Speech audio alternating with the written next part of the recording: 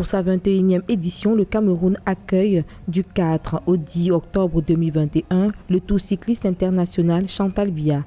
Cette année, l'Union cycliste internationale a mobilisé 10 équipes venues d'Europe et d'Afrique, dont 2 représenteront le Cameroun. Il s'agit de la SNH Vélo Club et l'équipe nationale du Cameroun.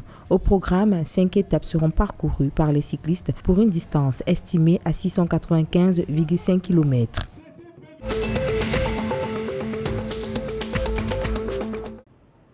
En République démocratique du Congo, le gouvernorat du Kivu a procédé le 1er octobre 2021 au lancement de la campagne de sensibilisation au civisme fiscal à l'intention de la police nationale congolaise. L'objectif de cette campagne est notamment de renforcer la mission régalienne de protection des personnes et des biens, mais aussi de lutter contre les antivaleurs et de faire assurer la maximisation des recettes de l'État.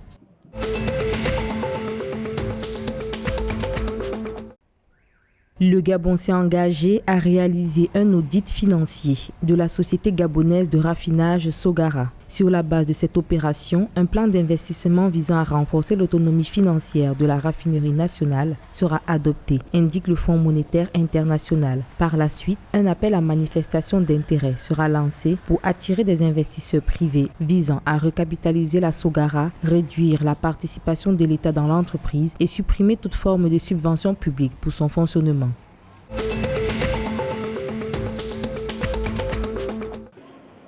La cimenterie Dangote a effectué des opérations concluantes qui lui ont permis de régler une dette de 25 milliards de francs CFA au Cameroun. L'opération a été présentée comme étant l'exécution d'une option qui permettait aux créanciers concernés de transformer ses obligations en actions. Pour aboutir à ce résultat, Dangote Cement Cameroun a augmenté son capital social de 25 milliards de francs CFA par l'émission de 2,5 millions d'actions nouvelles. Cela lui a permis de porter le dit capital de 40 millions de francs CFA à 25,04 milliards de francs CFA.